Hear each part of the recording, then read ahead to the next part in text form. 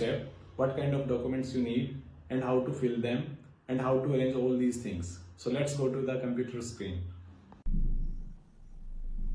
So friends, यहाँ पे हम लिखेंगे फ्रांस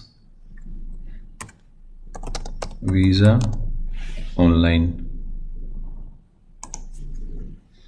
तो यहाँ पे जो सबसे पहले वाला लिंक आता है ऑनलाइन एप्लीकेशन, वहाँ पे हम लोग पहले क्लिक करेंगे। क्लिक करने के बाद में हम लोग सारी कुकीज़ एक्सेप्ट करेंगे और यहाँ पे एप्लीकेशन फॉर्म भरने के साथ साथ बहुत ज़रूरी इन्फॉर्मेशन दी हुई है कि आपके पास में पासपोर्ट होना चाहिए और आपके पास में original and photocopy of your supporting documents आपको साथ में रखने हैं जब आप ये एप्लीकेशन स्टार्ट करेंगे। उसके अलावा यहाँ पे ना फ़ोटोज़ का एक बहुत महत्वपूर्ण काम है। इसमें क्या होता है कि इसमें ना फ़ोटो खींच के लगता है आपके एप्लीकेशन पे, तो उसके लिए फ़ोटो का डायमेंशन यहाँ पे दिया है कि किस तरह से फ़ोटोज़ जो है वो आपको क्लिक करवाना है फोटोग्राफर से। आपका फेस जो है वो ज़्यादा क्लोज नहीं होना चाहिए या ज़्यादा दूर नहीं होना चाहिए। ये जो दिखाया गया है यहाँ पे कि 30-40 mm की विड्थ के साथ में आपका फ़ोटो क्लिक होना चाहिए जिसमें आपका 70 to 80% फेस दिखाई दे, और फ़ोटो जो है वो 6 महीने से पुराना नहीं होना चाहिए। फ़ोटो ब्लर नहीं होना चाहिए किसी भी तरह का, जैसे यहाँ पे आप देख रहे हो इंक के निशान हैं यहाँ पे, ये नहीं होने चाहिए। ऐसे क्लियरली फ़ोटो आपका होना चाहिए। यदि आप चश्मे लगाते हैं नज़र वाले तो आपको इधर नहीं देखना है, आपको कोई फ़िल्टर उसमें यूज़ नहीं करना है, आपको सामने देखना है। ठीक है, किसी तरह का जो फ़ोटो है उसमें कोई डार्कनेस यानी कि वो काला काला फ़ोटो ना हो। ठीक है, ज़्यादा सफ़ेद ना हो जैसे इसमें यहाँ पे दिखाया गया है। सिंपली आपका फ़ोटो इस तरह से होना चाहिए। ठीक है, ये बाकी फ़िल्टर्स हैं, ये फ़िल्टर्स ऐसे यूज़ नहीं करने हैं। अगर आप फीमेल हैं तो उसमें क्या करना है कि आपको अपने हेयर स्टाइल को ठीक करना है। यहाँ पे देखो जैसे हेयर स्टाइल इनका आगे आ रहा है या यहाँ पे इन्होंने अपनी आँखें क्लोज़ कर ली हैं। ये फ़ोटो जो है करेक्ट है, इसमें इन्होंने आँखें भी ओपन की हुई हैं अपनी और यहाँ पे उनके हेयर्स जो हैं वो पीछे हैं। उसी तरह से इस तरह से कोई पोर्ट्रेट स्टाइल में या कोई हीरो स्टाइल में आपको फ़ोटो नहीं देना है, आपको सिंपली एक प्रोफेशनल फ़ोटो क्लिक करना है।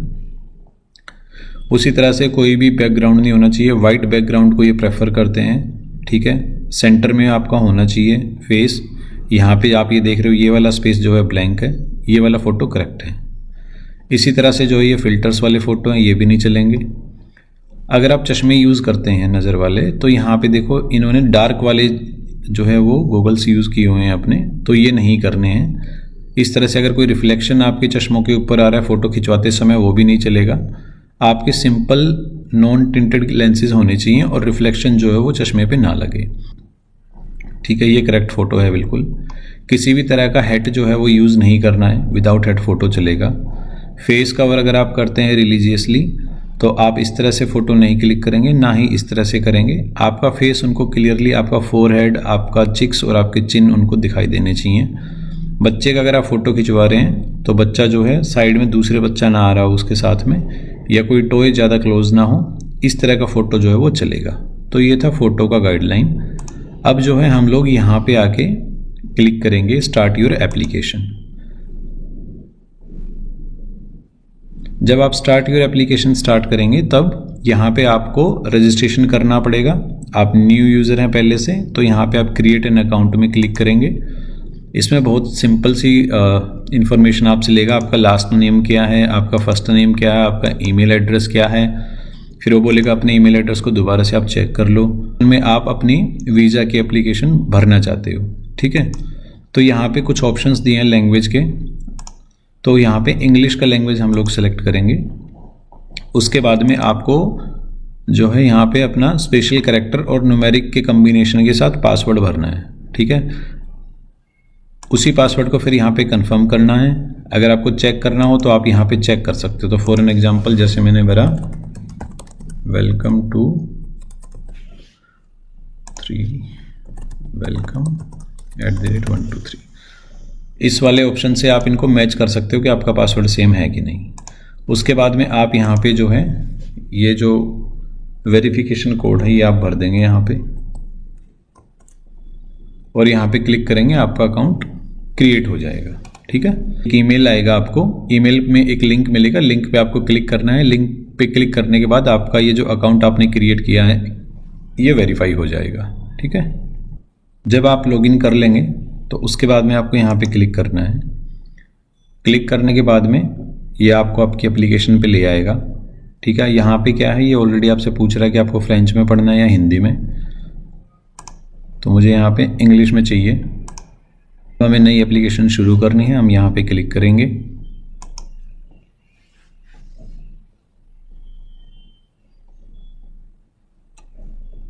यहाँ पे आके आपको सिलेक्ट करना है English.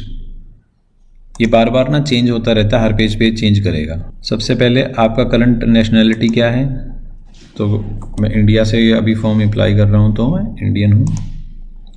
Do you join or travel with a family member of an UN extension, तो मैंने किया नो। चला कि क्या आप किसी ऐसे बंदे के साथ ट्रैवल कर रहे हो, अगर आप कर रहे हो तो आप इसमें यस डालोगे, नहीं तो आप नो डाल दोगे। उसके बाद दूसरा क्वेश्चन है कि आप अपनी एप्लीकेशन कहाँ से सबमिट करोगे। ठीक है, किस कंट्री से आप सबमिट करोगे, तो हम लोग इंडिया से सबमिट कर रहे हैं। टाइप ऑफ वीज़ा रिक्वेस्ट कैसी है आपकी, तो क्योंकि टूरिस्ट वीज़ा है और मुझे मतलब 3 महीने से कम का चाहिए, तो मैं यहाँ पे लेस देन 90 डेज़ करूँगा। अगर आपको 3 महीने से ऊपर का चाहिए तो आप ये वाला ऑप्शन क्लिक करेंगे।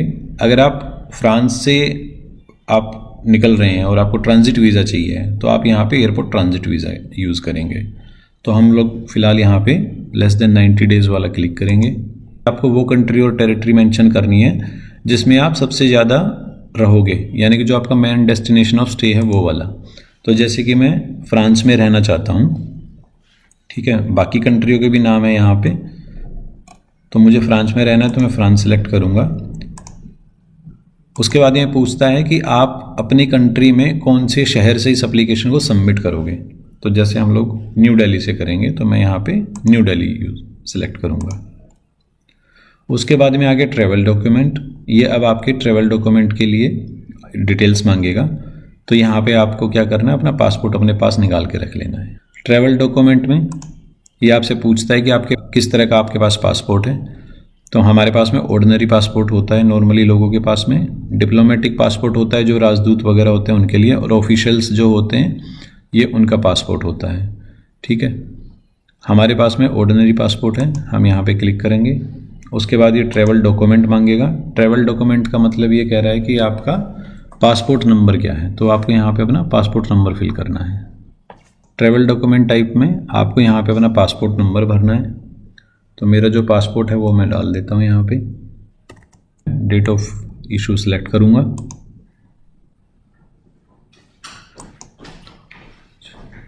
उसके बाद में चलेंगे कि आपके प्लान के बारे में आपसे पूछेगा कि आप ये जो एप्लीकेशन भर रहे हैं ये किस लिए भर रहे हैं। तो अगर आप बिज़नेस के लिए ट्रैवल कर रहे हैं वहाँ के लिए भी आप कर सकते हो। कोई फैमिली के या फ्रेंड है आपका, वहाँ पे आपको उनसे जाके मिलना है तो ये भी आप डाल सकते हो। ठीक है, कोई आप ट्रीटमेंट के लिए जा रहे हो तो मेडिकल रीज़न डाल सकते हो। ऑफिशियल विजिट है वो डाल सकते हो, स्टूडेंट है वो डाल सकते हो। टूरिज़्म यानी कि अगर आप वहाँ पे घूमने के लिए जाना चाहते हो तो वो डाल सकते हो। तो हम वहाँ पे टूरिज़्म के लिए जा रहे हैं तो हम यहाँ पे टूरिज़्म सेलेक्ट करेंगे। उसके बाद ये आपसे पूछ रहा है कि अगर आप टूर के लिए जा रहे हो वहाँ पे तो आप क्या फैमिली के पास जा रहे हो या आप किसी स्विस नेशनल के पास जा रहे हो। तो हमारा वो तो कोई ऑब्जेक्टिव है नहीं, हम सिंपली अपना सेल्फ टूर के लिए जा रहे हैं तो यहाँ पे प्राइवेट विजिट आप डालेंगे। ठीक है, यहाँ पे आप अपने टूर के बारे में एडिशनल इन्फॉर्मेशन डाल सकते हैं। तो इसके बाद जो है आप अपना जो रीज़न है यहाँ पे मेंशन कर सकते हैं। जैसे अभी क्रिसमस और न्यू ईयर का टाइम है तो मेरे कुछ फ्रेंड्स हैं जो कि यूएसए और कनाडा से मुझे ज्वाइन करेंगे। और उसके अलावा भी फ्रांस में काफ़ी अच्छी एक रिच हिस्ट्री रही है फ्रांस के हमेशा से। वहाँ पे आइकनिक लैंडमार्क एफिल टावर भी है और वहाँ पे और भी बहुत सारी चीज़ें हैं जो हमें एक्सप्लोर करनी है। तो इस तरह से जो है आप अपना एक छोटा सा जो ऑब्जेक्टिव है, की ऑब्जेक्टिव, वो वहाँ पे आप मेंशन कर सकते हैं। उसके बाद आपको यहाँ पे वेरीफाई करना है। आपको इस तरह से मैसेज दिखाएगा। मैं यहाँ पे नेक्स्ट क्लिक करूँगा तो हमने इसको यस कर दिया है। यहाँ पे आपका जेंडर पूछ रहा है, आप यहाँ पे जेंडर सेलेक्ट करेंगे। उसके बाद में आपका मैरिटल स्टेटस जो भी है वो आप यहाँ पे डाल देंगे। अगर आपने यहाँ पे मैरिड सेलेक्ट किया तो आपको इसके साथ में अपना मैरिज सर्टिफिकेट भी फ़ोटोकॉपी लगानी है। ये मैं इसलिए बता रहा हूँ ताकि आप जब डॉक्यूमेंट्स इकट्ठे करें तो उसमें आप ध्यान रखें। यहाँ पे आप अपना लास्ट नेम जो है मेंशन करेंगे, यहाँ पे फर्स्ट नेम मेंशन करेंगे। पूछ रहा है कि अगर आपका कोई और भी नाम है, जैसे कोई मिडिल नेम है या आपके बर्थ के टाइम पे आपका कुछ और नाम था डॉक्यूमेंट्स में या अभी कुछ और नाम हुआ है, तो वो आपको अगर यहाँ पे बताना हो तो बता सकते हो। यूजुअली मैं बोलूँगा इसको अवॉइड करो until unless you do not have your middle name, ठीक है। तो यहाँ पे आप अपना लास्ट और फर्स्ट नेम के साथ ही चलो। उसके बाद में आपको यहाँ पे अपना डेट ऑफ बर्थ मेंशन करना है एज पर पासपोर्ट।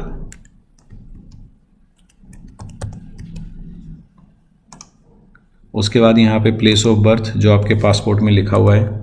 एक चीज़ मैं थोड़ा सा यहाँ पे बताऊँगा, अगर आपके पासपोर्ट में न्यू दिल्ली लिखा है तो न्यू दिल्ली लिखेंगे, अगर आपके पासपोर्ट में सिर्फ दिल्ली लिखा है तो आप दिल्ली ही लिखेंगे। यहाँ पे आपके पासपोर्ट में अगर दिल्ली लिखा है और आपने यहाँ पे न्यू दिल्ली कर दिया तो वो इनकरेक्ट हो जाएगा, तो इस चीज़ का बहुत ध्यान रखना है। आप कंट्री ऑफ बर्थ क्या है यहाँ पे आप सिलेक्ट कर लेंगे। उसके बाद करंट नेशनलिटी इंडियन ही है हमारी। यहाँ पे बोलता है नेशनल आइडेंटिटी नंबर, यानी कि यहाँ पे आपको आपका आधार नंबर डालना है। हमारी कोई है नहीं। अगर आप ड्यूल सिटीजनशिप रखते हैं तो यहाँ पे आपको सिलेक्ट करना होगा। About your personal information, address इसमें वही आएगा जो आपके पासपोर्ट पे लिखा हुआ है। भले ही आपने अगर अभी आपने अपना एड्रेस चेंज भी कर दिया है और पासपोर्ट में चेंज नहीं है, ठीक है, तो आप यहाँ पे वही लिखोगे जो पासपोर्ट में है।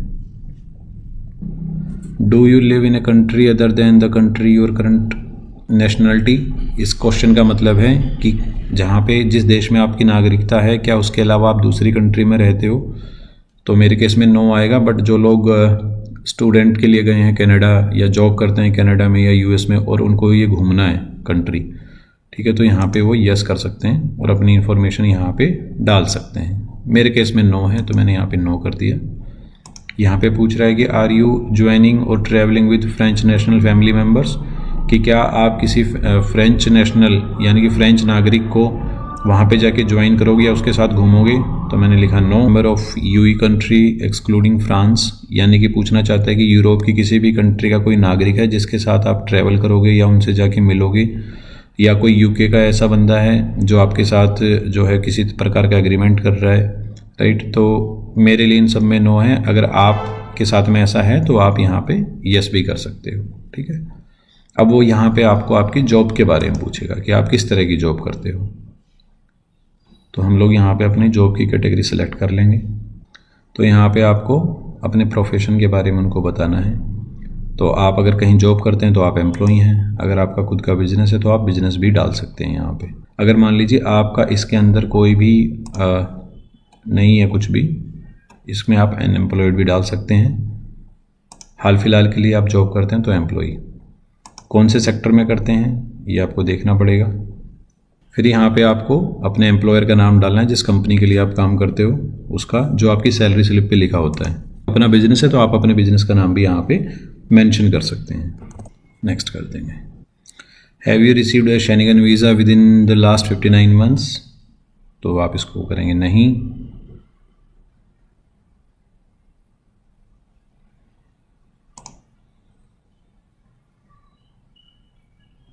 ओके, अब यहाँ पे ये आपको पूरी डिटेल बतानी है कि आप फ्रांस में जाने के बाद या शेनिगन एरिया में आप कहाँ पे प्लान कर रहे हो जाने का, राइट।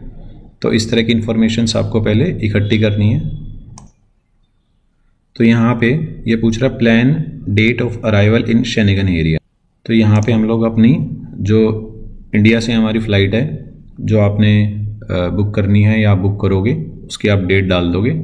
तो जैसे मैं दिसंबर में प्लान कर रहा हूँ, तो दिसंबर में मैं 20 तारीख को जाना चाहता हूँ, तो मैंने 20 तारीख सेलेक्ट कर ली है। उसके बाद में यहाँ पे ये पूछ रहा है कि आप शेनिगन एरिया से अपनी कंट्री वापस कब आओगे, आपका डिपार्चर क्या है शेनिगन एरिया से। तो हम लोग आएंगे वापस जनवरी 2026 में 3 तारीख को आएंगे, ठीक है। अब इन्होंने कहा यहाँ पे ऑटोमेटिकली इन्होंने आपके डेज़ जो है वो काउंट कर लिए हैं कि आप 15 दिन का उनसे वीज़ा मांग रहे हो, और आपको क्या चाहिए, मल्टीपल एंट्री चाहिए यहाँ पे, ठीक है। क्योंकि मेरी जो फ़्लाइट है वो आते समय कनेक्टेड फ़्लाइट है, तो मुझे एक और कंट्री में उतरना पड़ेगा, तो उसके लिए मुझे मल्टीपल एंट्री चाहिए कि शेनिगन एरिया के अंदर। अब उसके बाद में number of days planned in France for the coming year. उसके बाद यहाँ पे पूछ रहा है योर प्लान फॉर स्टेइंग, तो यहाँ पे जो है मेरा सेम ही है। Number of stage planned in France, क्योंकि मैं 3 तारीख को जा रहा हूँ तो 3 दिन में वहाँ पे रहा अगले साल में, या हो सकता है मैं और भी कंट्रीज़ अगर शेंगन एरियाज़ में मैं अगर ट्रैवल कर रहा हूँ तो वहाँ के लिए भी ये मेरे लिए यूज़फुल रहेगा। उसके बाद में इसको आप ब्लैंक छोड़ सकते हो, क्लिक नेक्स्ट। ये बोल रहा है जहाँ जहाँ पे ये स्टार का आप निशान देखोगे वहाँ पे आपको मैंडेटरी है उसको भरना। अगर आपको कोई बंदा जो वहाँ पे, अगर कोई आपका जानकार है, आपका दोस्त है, आपका भाई है, अगर वो आपको रहने के लिए जगह दे रहा है तो आप यहाँ पे क्लिक करोगे। या यदि आप कंपनी के काम से जा रहे हो कुछ करने के लिए तो वहाँ पे आप यहाँ पे क्लिक करोगे। आपको किसी कंपनी के द्वारा नहीं भेजा जा रहा है या आपका कोई भाई या कोई रिलेटिव जो है वहाँ नहीं रहता है और आपने अपना होटल खुद से बुक किया तो आप यहाँ पे क्लिक करेंगे। उसके बाद में ये पूछते हैं कि आपके होटल का नाम बताओ, उसका एड्रेस बताओ, उसका पिन कोड कौन से शहर में, और फ्रांस में तो आप जा ही रहे हो तो यहाँ पे फ्रांस ही आएगा। तो सबसे पहले हम यहाँ पे अपना होटल का नाम डाल लेते। उसके बाद यहाँ पे फंडिंग ऑफ ट्रैवल कॉस्ट है, तो मैं खुद से अपना फंडिंग कर रहा हूँ तो माई सेल्फ में मैं क्लिक करूँगा। मैंने अकोमोडेशंस यानी कि होटल्स जो है पहले से बुक कर लिए हैं।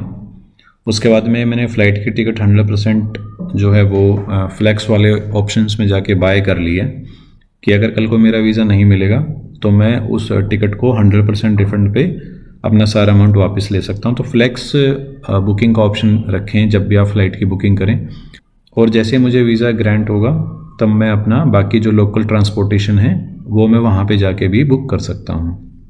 उसके बाद मेरे पास में क्रेडिट कार्ड भी है, कुछ कैश मैं कैरी करूँगा, और उसके अलावा मैं एक फॉरेक्स कार्ड भी यूज़ करूँगा जिसमें करीबन जो है वो 1000 यूरो में रखूँगा खाने पीने के लिए, क्योंकि फेस्टिवल टाइम है तो खर्च ज़्यादा होता है। तो मैंने यहाँ पे मेंशन किया है कि मेरे पास में फॉरेक्स कार्ड है जिसमें मैं 1000 यूरो रखूँगा फॉर फूड ओनली। तो इस तरह से मैंने उनको जो है पूरा बता दिया। दोस्तों ये सेक्शन बहुत ज़्यादा इम्पोर्टेंट है।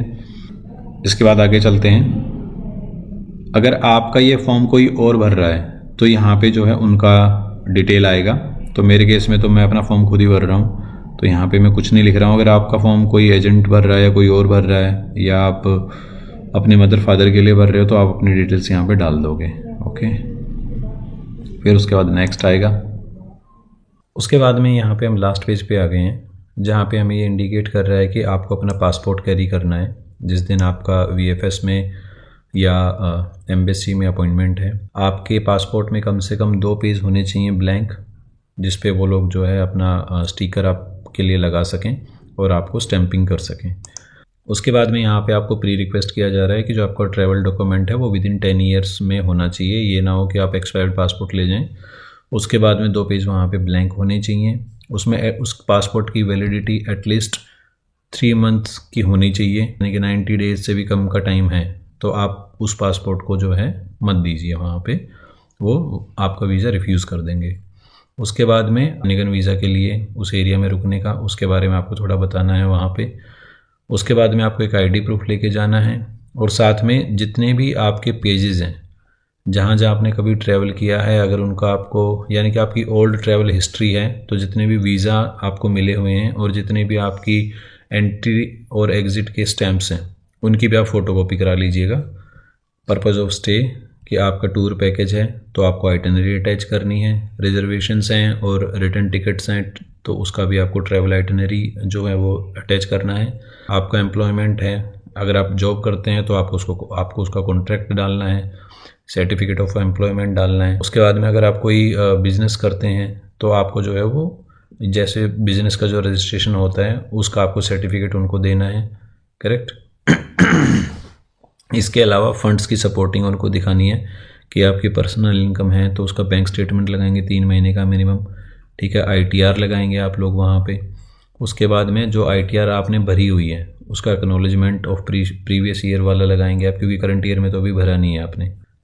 एम्प्लॉयज़ के लिए 3 महीने की जो सैलरी स्लिप है लास्ट 3 मंथ की वो आप वहाँ पे लगाएंगे।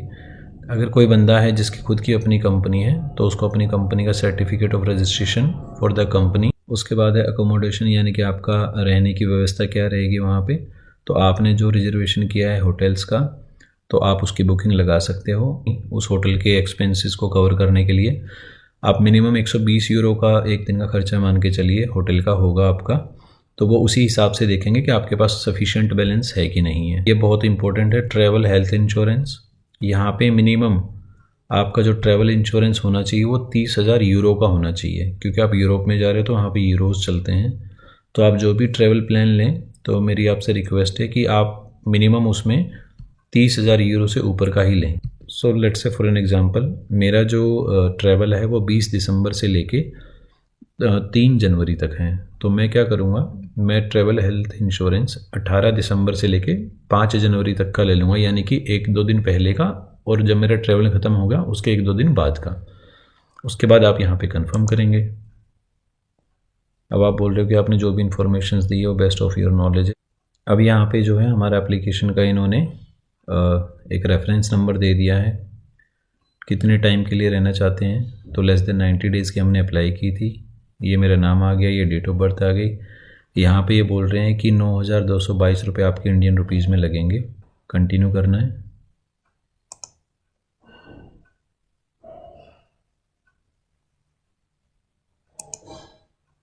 अब ये बोल रहा है कि I made contact with my visa centre. तो वीज़ा सेंटर हमारा क्या है, VFS है। If it's a centre where, ठीक है। तो यहाँ पे सबमिट टू वीज़ा सेंटर इस एप्लीकेशन को करेंगे। ये कह रहा है कि अब आपने जो रिक्वेस्ट किया था वो हमारी तरफ से क्लोज़ हो गई है। आप जो है कुछ टाइम के बाद अपना आपने जो अकाउंट क्रिएट किया था उसमें माई एप्लीकेशन के ऑप्शन में जाएंगे और वहाँ से आप अपने रजिस्ट्रेशन को कंफर्म करके आप इसका प्रिंट आउट लेके VFS ऑफिस ज़रूर। बाकी ये सारी चीज़ें ये आपके VFS सेंटर पे ही होनी है। ये दिल्ली का आ गया है ऑलरेडी, जो हमने दिल्ली का भरा था। यहाँ पे हम कंप्लीट पे क्लिक करेंगे तो जो है हमारी एप्लीकेशन भर गई है। अब हमें अपने डॉक्यूमेंट्स इकट्ठे करने हैं। तो दोस्तों बेस्ट ऑफ लक। ये था हमारा फ्रांस वीज़ा कैसे अप्लाई होगा। एक पूरा का पूरा मैंने एप्लीकेशन आपको भर के दिखा दिया है ताकि आप कहीं पे कोई भी मिस्टेक ना करो। And best of luck once again for your Schengen visa. So friends, इतने सारे डॉक्यूमेंट्स हैं जो हमें VFS में सबमिट करने हैं for our Schengen visa application. ये पूरी की पूरी एक बुक बन गई है। सो बहुत डॉक्यूमेंट लगते हैं शेनिगन वीज़ा के लिए। Thank you. जैसे ही आप VFS आएंगे तो आपको इस तरह का एक टोकन स्लिप मिलेगा अपॉइंटमेंट के लिए, और आप चाहो तो यहाँ पे प्रीमियम लॉन्च की भी सर्विस ले सकते हो। उसमें आपको थोड़ा कन्वीनियंट रहेगा। लाइक बहुत सारे friends, our experience at VFS is really very good because I have my premium loan service. So let's see what will happen. Hi, Om Namah Shivaya. So दोस्तों, कल हमारे पास शाम को एक कंफर्मेशन मेल आ गया था VFS से कि हम लोग अपना पासपोर्ट जो है वो VFS सेंटर से कलेक्ट कर सकते हैं। तो देखते हैं हमारी मेहनत क्या रंग लेके आई है। इतने सारे डॉक्यूमेंट्स और फॉर्म को इतने अच्छे से हमने फिल किया था, उसका क्या आउटकम है। जब भी आप VFS जाएंगे तो प्लीज़ साथ में वो स्लिप और कंफर्मेशन पेज ज़रूर लेके जाएं। उसी बेसिस पे वो आपको आपका पासपोर्ट रिटर्न करेंगे। Thank you. जैसे ही आप फर्स्ट फ्लोर पे आएंगे तो यहाँ पे सामने है पासपोर्ट कलेक्शन, यहीं से आपको आपका पासपोर्ट मिलेगा।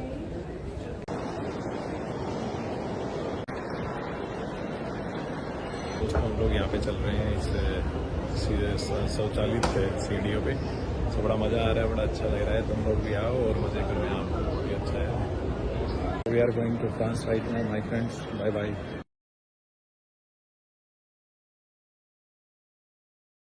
10,000 यूरो हो रहे हैं। उस टाइम तो ज्यादा थे। बता रहा हूँ मैं 10, अरे कम मान, वो मान 10,000 यूरो मान ले तुम। उस 10,000 टाइम यूरो तो हो 5,000। ओ भाई, तुम ये 5-5 हज़ार यूरो बाद में मेरे तय ले लियो सारे के सारे।